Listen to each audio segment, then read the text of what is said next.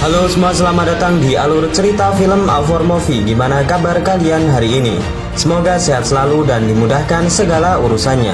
Pada episode kali ini Mimin mau ngebahas alur cerita film yang berjudul Rogue Warfare yang dirilis pada tahun 2019. Ya udah, tanpa berlama-lama lagi, mari kita masuk ke filmnya. Semongko.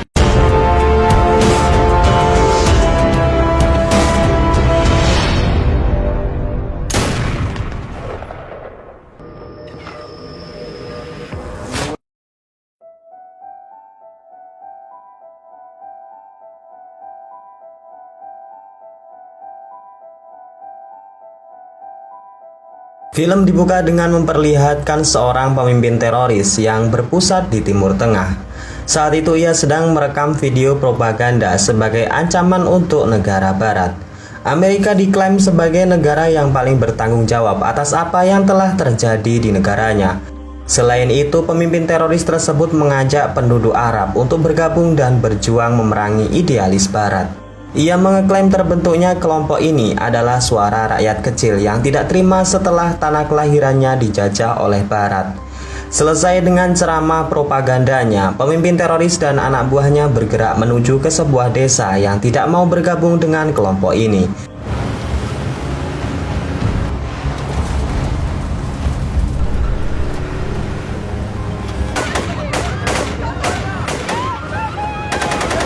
Para penduduk desa yang mengetahui teroris yang bersenjata lengkap lari berhamburan, mengamankan diri mereka masing-masing di dalam rumah. Setelah sampai di tengah-tengah desa, pemimpin teroris topeng hitam merintahkan anak buahnya untuk membunuh setiap orang yang tak mau bergabung dengan mereka.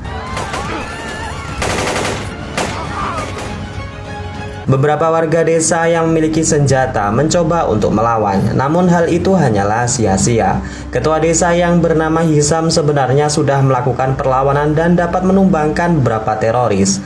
Namun ia berhasil dilumpuhkan setelah amunisi senjatanya habis.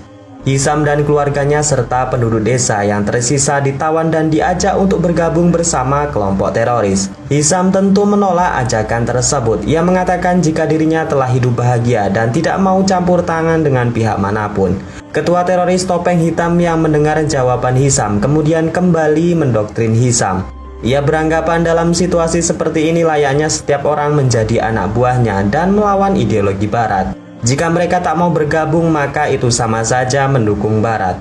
Hisam yang teguh pendirian tetap saja menolaknya, hingga kemudian ketua teroris tersebut dengan kejam membunuh anak laki-lakinya.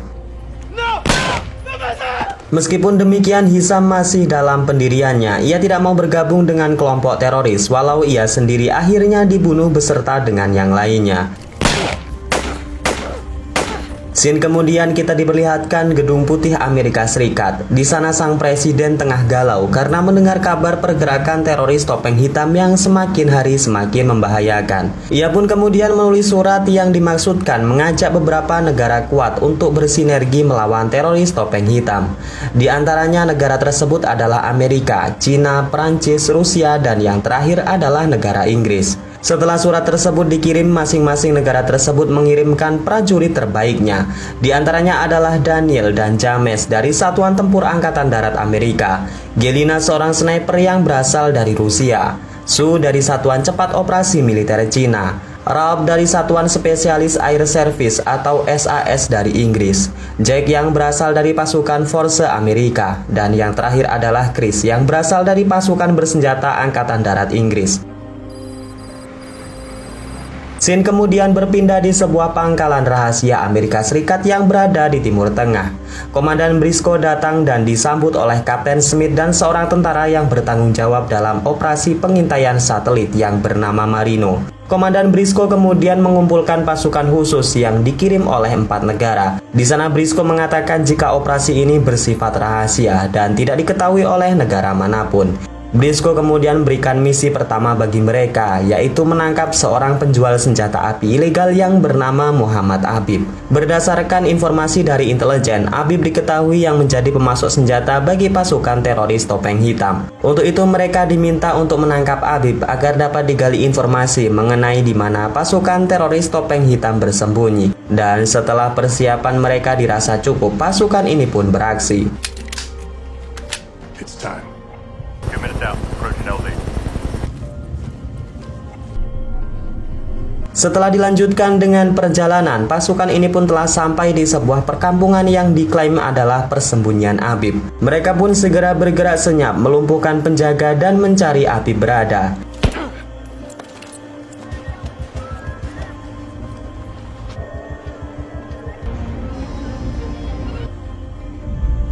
Akhirnya setelah lama mencari, pasukan pun menemukan Habib. Di sana Gelina langsung mengamankan HP dan juga laptop milik Habib. Namun sayangnya mereka harus membunuh Habib setelah sebelumnya ia sempat menembak Chris. Karena bunyi tembakan tersebut, para anak buah Habib yang mengetahui adanya penyusupan segera keluar. Dan kini pasukan terkepung oleh banyaknya teroris anak buah Habib.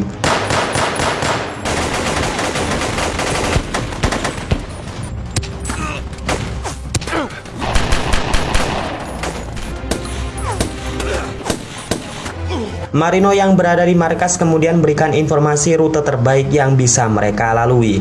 Namun sayangnya teroris sudah mengepung di beberapa sisi sehingga mau tak mau mereka terlibat baku tembak.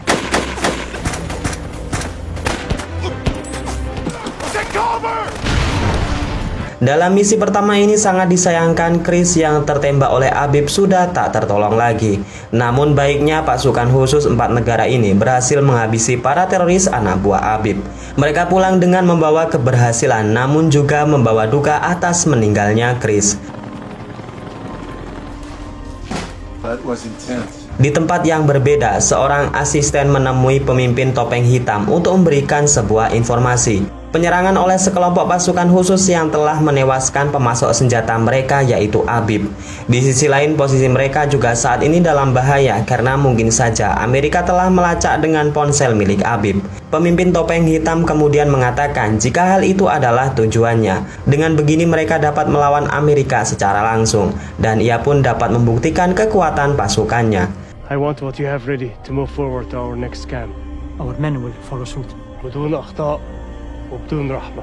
Sin kemudian berpindah di markas Amerika. Di sana mereka mendapatkan lokasi persembunyian kelompok pasukan topeng hitam berdasarkan data yang diperoleh oleh ponsel dan laptop milik Habib sebelumnya. ولا يهمك. أريد تحديث كل ساعة. Di lain sisi, Daniel dan juga James terlihat sedang memberikan penghormatan terakhir untuk Chris sebelum mayatnya dipulangkan ke Amerika. James menganggap jika penyebab kematian Chris adalah Ralph yang terlalu sembrono karena tidak mengamankan senjata Habib. Daniel, sang pemimpin pasukan, kemudian menenangkan keduanya dan lebih fokus kepada misi yang sedang mereka hadapi saat ini. Kembali kepada Kapten Briscoe, ia dan timnya berhasil melacak dengan satelit pemindai dan memberikan gambaran lokasi. Terlihat berupa tenda-tenda putih yang diyakini adalah kamp pasukan teroris topeng hitam. Para pasukan dikumpulkan dan keesokan harinya mereka diminta untuk memastikan kebenaran dari temuan tersebut. Keesokan harinya helikopter membawa pasukan khusus ke lokasi terdekat dari area yang diyakini tempatnya bersembunyi. Dari atas bukit pasukan khusus melihat banyaknya jumlah teroris yang sedang berada di bawah bukit. Gelina si sniper kemudian mulai memindai posisi musuh dengan teropong senjatanya. Setelah mengetahui posisi musuh bersembunyi, Daniel pun membagi pasukannya menjadi 2. Sedangkan Gelina akan membackup mereka menggunakan sniper dari atas bukit. Dan dengan keyakinan penuh pasukan ini pun beraksi.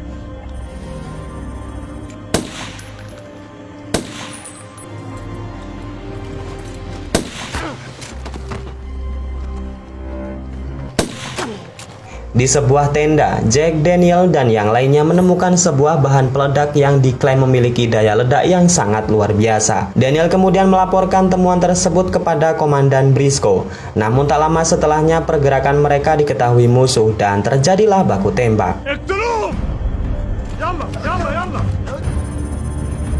Daniel, we have contact!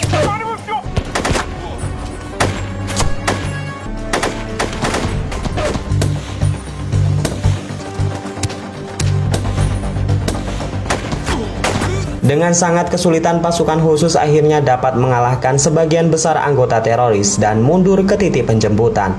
Di markas sendiri Kapten Briscoe memerintahkan tim penjemput untuk segera datang ke titik ekstraksi. Namun sayangnya pasukan tertahan oleh sebuah masalah di mana teroris yang tak henti-hentinya berdatangan. Seolah ingin menyelamatkan rekan-rekannya, Daniel kemudian menahan para teroris seorang diri sementara pasukan pergi ke titik ekstraksi.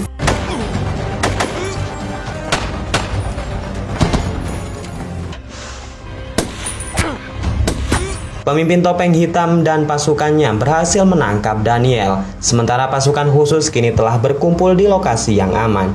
James yang tidak terima melihat Daniel ditangkap sebenarnya ingin kembali untuk menyelamatkannya. Namun Ralph dan rekan-rekannya melarang dikarenakan teroris saat ini tengah menuju ke tempat mereka. Dan dengan terpaksa mereka pun pergi meninggalkan Daniel seorang diri dan ditangkap oleh teroris topeng hitam. 10 minutes out. Sesampainya pasukan di markas, Ralph berjanji kepada James jika mereka pasti akan menyelamatkan Daniel di misi berikutnya. Sementara Komandan Briscoe melaporkan hasil pasukan kepada Presiden Amerika Serikat di Gedung Putih. Ia mengatakan jika kelompok teroris topeng hitam tengah membuat bom nuklir yang sangat berbahaya. Pak Presiden lalu bertanya bom tersebut untuk ditargetkan kepada siapa. Komandan Briscoe kemudian menjawab jika hal itu adalah menjadi PR mereka selanjutnya. Selain seorang sniper, Gelina juga memiliki keahlian hacker yang sangat mumpuni. Bahkan ia menemukan titik lokasi lain yang diduga menjadi tempat para tahanan kelompok topeng hitam. Di waktu yang sama, Daniel yang sekarang menjadi tawanan dibawa oleh pasukan topeng hitam dan dirantai di suatu tempat. Dengan dalih pembenaran aksi terorisme, pemimpin topeng hitam mulai mencuci otak Daniel dengan mengatakan jika Amerika adalah biang dari semua teroris. Semua tercipta atas dasar kerakusan Amerika terhadap negara-negara kecil yang kaya minyak seperti di Timur Tengah. Ia juga mengatakan jika aksinya ini patut dianggap sebagai heroik dan akan membawa perubahan yang nyata bagi dunia. Violence. It cannot be removed. Scene film kemudian berpindah di markas pasukan Amerika. Dengan kekuatan penuh dan persiapan yang matang, 5 orang pasukan ini diberikan misi untuk mendatangi tempat tahanan pasukan teroris yang sebelumnya sudah dilacak oleh Gelina. Briscoe memerintahkan untuk tidak gegabah dan menunggu instruksi darinya karena ia tak ingin jatuhnya korban lagi.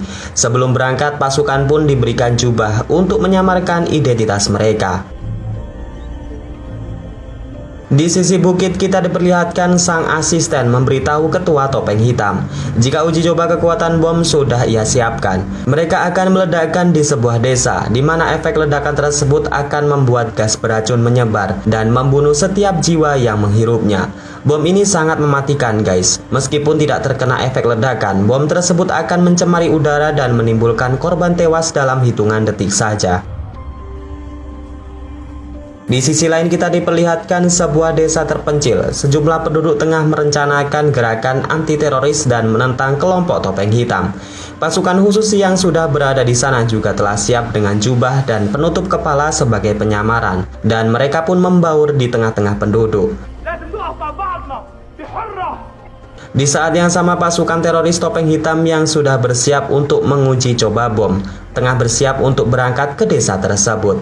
Sesampainya di sana, sang ketua teroris langsung menyandra pemimpin desa dan mulai mendoktrin penduduk dengan dalih perdamaian. Ia mengatakan jika kedatangannya adalah sebagai penyelamat dan melindungi orang-orang yang lemah. Ia mengajak untuk memberontak kepada negara karena sang pemimpin telah ditunggangi oleh Barat yang telah merusak ideologi mereka. Barat sudah mengambil kekayaan negara, membunuh orang-orang yang lemah, dan menghalalkan berbagai cara untuk menguasai negara mereka. Untuk itu mereka tak boleh berdiam diri dan sudah sepantasnya gerakan ini didukung karena bentuk perlawanan kepada dunia barat. Di tengah-tengah pidato, Gelina yang sudah berada di atas bangunan bersiap untuk membunuh pemimpin teroris.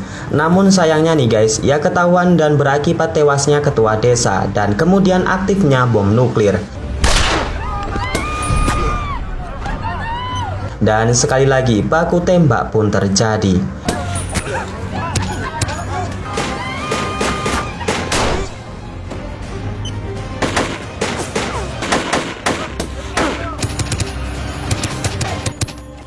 Komandan Briscoe memerintahkan untuk memprioritaskan pasukan untuk menjinakkan bom nuklir yang sudah aktif. Sayangnya Jack tertembak di bagian bahu kanan, namun ia kembali bangkit karena ia yang bertugas menjadi penjinak bom. Sekali lagi pertempuran dimenangkan oleh 5 orang pasukan khusus. Para teroris berhasil ditumbangkan, namun pemimpin topeng hitam berhasil melarikan diri. Masalah kembali muncul di mana James tak bisa menggerakkan tangannya sementara bom terus aktif menunjukkan waktu yang terus berjalan.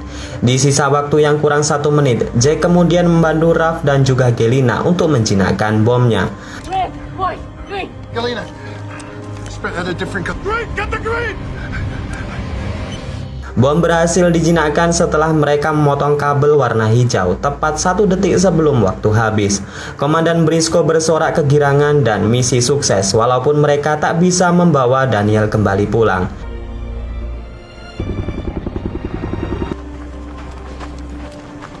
Usut punya usut, Daniel saat ini masih ditahan di kamp penyekapan Sandra dan tengah disiksa oleh pemimpin teroris. Ia meluapkan segala kemarahannya kepada Daniel dengan memukul dan menyayat kulit Daniel dengan sebuah pisau. Komandan Briscoe menerima sebuah video penyiksaan Daniel yang dikirim oleh CIA. Pasukan khusus yang melihat hal itu semakin geram dan bertekad untuk menyelamatkan Daniel secepat mungkin sebelum Daniel benar-benar tewas. Dan kemudian film berlanjut ke season berikutnya dengan judul Rogue Warfare 2. Insya Allah akan diunggah secepatnya dan jangan lupa untuk pantengin channel ini ya guys. Saya Najah undur diri, wassalamualaikum warahmatullahi wabarakatuh.